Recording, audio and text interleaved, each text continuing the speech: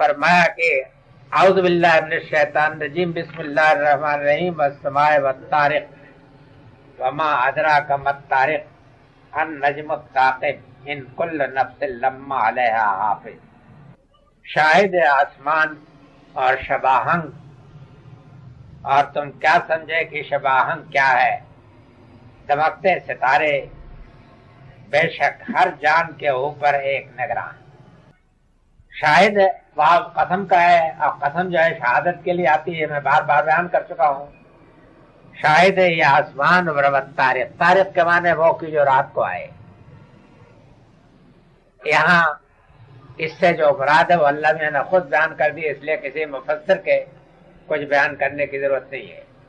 خود ہی سوال کیا کہ ما ادراک ما الطارق، کیا تم سمجھے کہ طارق سے ہم نے کیا مراد لیا ہے؟ تو فرمایا کہ النجم الثاقب، چمکتے ستارے.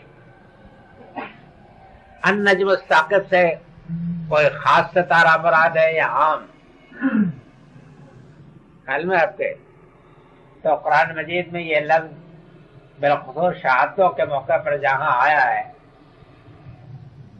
تو وہاں اسی طریقہ سے واحد آیا لیکن جنس کے مفہوم میں آیا ہے. جیسے کہ مشہور آیت ہے کہ بالنجم هم یہتدون، اور وہ ستاروں سے وہ رہنمائی حاصل کرتے ہیں. سمجھ گئے آپ؟ تو اس سے کسی خاص ستارے کو جن لوگوں نے مراد لیا ہے وہ یوں ہی بے دلیل مراد لیا، اس کی کوئی دلیل نہیں ہے.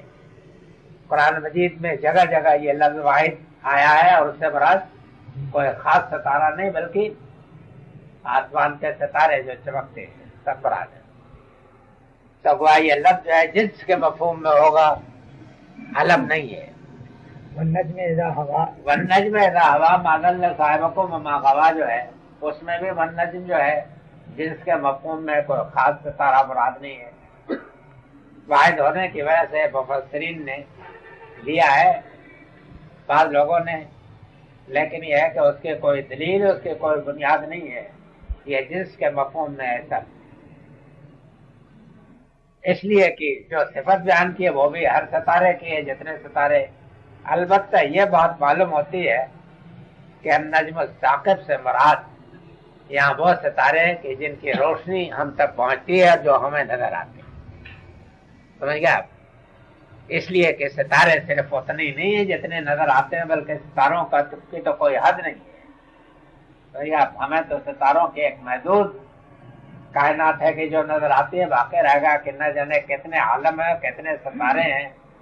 یہ تو آپ کو معلوم ہے کہ 7 آسمان اور 7 زمین کا ذکر تو قرآن مجیدی میں ہے. تب ظاہر ہے کہ اسی کے لحاظ سے ستاروں کا بھی اندازہ کر لیجئے. اس کے بعد فرمایا کہ کل نفس لما علیہا حافظ. یہ ہے مقسم علیہ، یعنی قسم کھانے کے بعد جس چیز پر قسم کھائی اس کا یہ ذکر ہے کہ یاد رکھو کہ ہر جان کے اوپر ایک نگراں ہے. ان کل نفس لما علیہا حافظ کی بے شک نہیں ہے کوئی جان مگر اس کے اوپر ایک نگراں بارہ ہے. اب سوال یہ ہے کہ آپ کو اس بارے میں کیوں شبہ ہے؟ اگر ایک بادشاہ کہے کہ ہم نے ایک ایک کے اوپر اپنا پیرا بیٹھا رکھا ہے، اور اگر وہ اللہ میاں کی طرح اپنی فوج اس طریقہ سے دکھا دے یا فوج کے اسلحہ، تو پھر تو ماننا پڑے گا. اللہ میاں یہ بتاتے ہیں کہ تم آسمان کی طرف دیکھ لو کہ ہم نے یہاں اتنی دوربینیں جمع کی ہیں اور وہ سب وہ آسمان زمین کی طرف ہر وقت ٹکے لگائے ہوئے، جب تم سوتے ہوتے ہو تب بھی وہ ٹکے لگائے دیکھتی رہتی. یہ آپ کو معلوم ہونا چاہیے کہ ان ستاروں کے متعلق عربوں نے بھی کل عیون الروامقے کی اصطلاح استعمال کی ہے، یعنی نگراں آنکھیں. نگراں آنکھیں کہ جو ہم کو ہر وقت نشانہ بنائے ہوئے ہیں.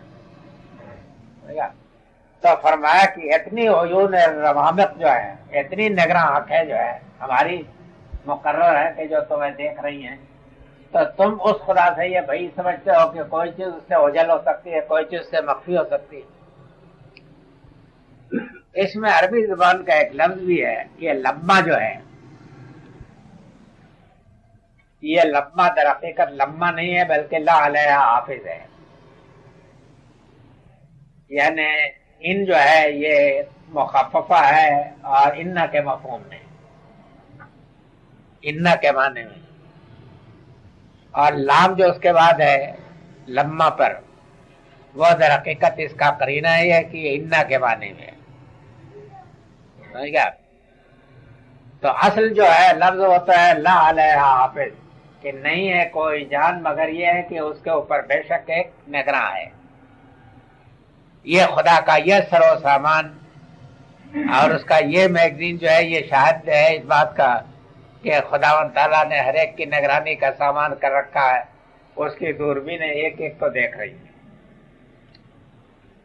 باقی رہ گیا کہ لما لائحہ جو ہے کہیں کہیں لما ہو جاتا ہے.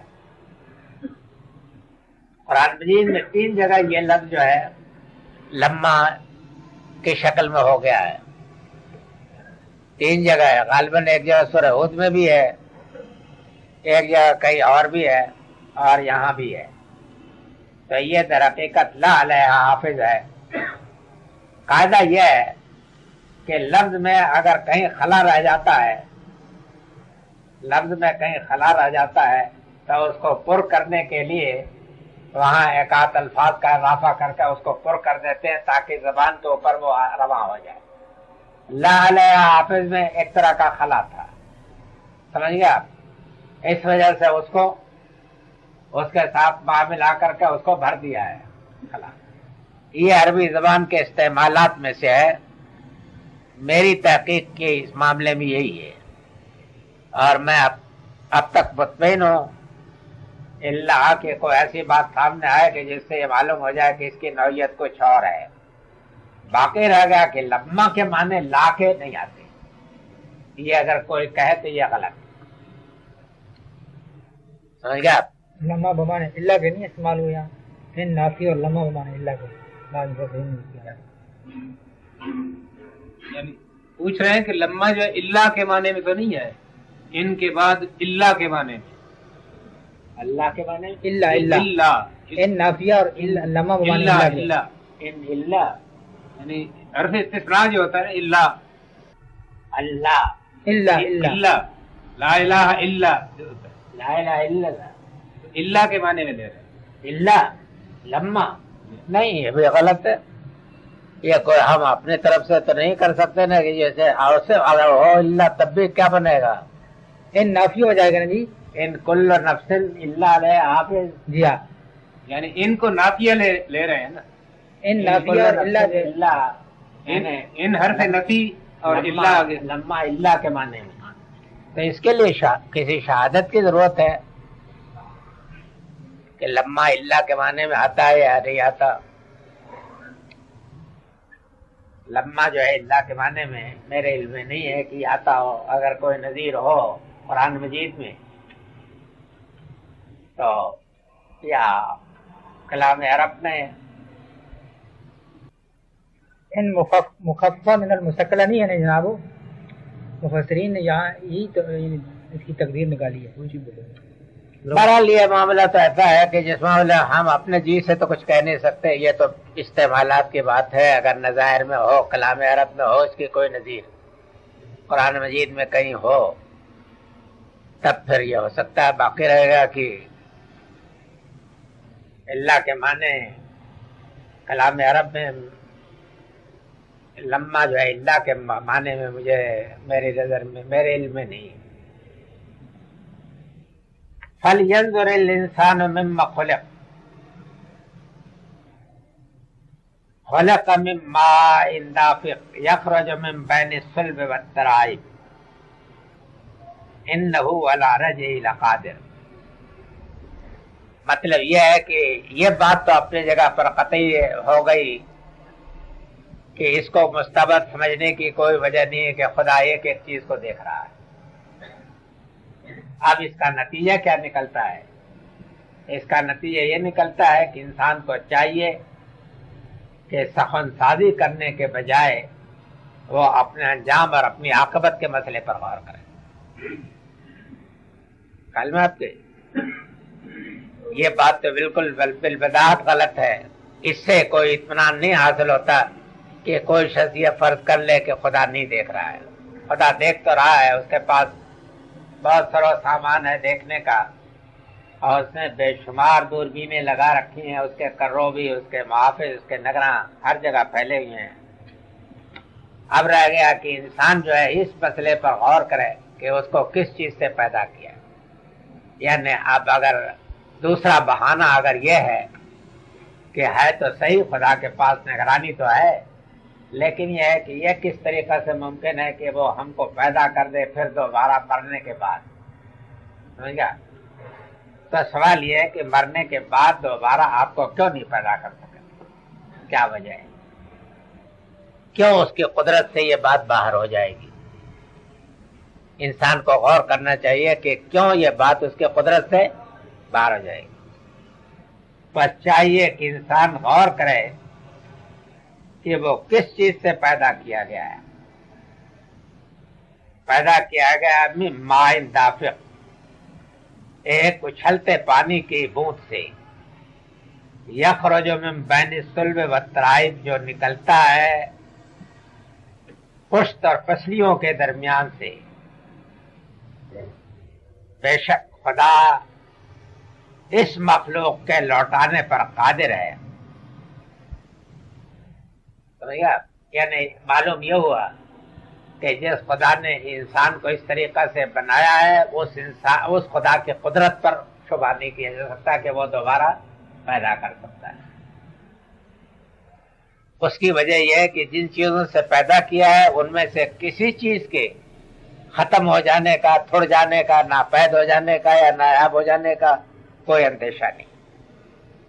یہ تو آپ اسی وقت کہہ سکتے ہیں نا کہ یہ چیز کہاں سے اللہ میاں لائیں گے، یہ تو نہیں کہہ سکتے۔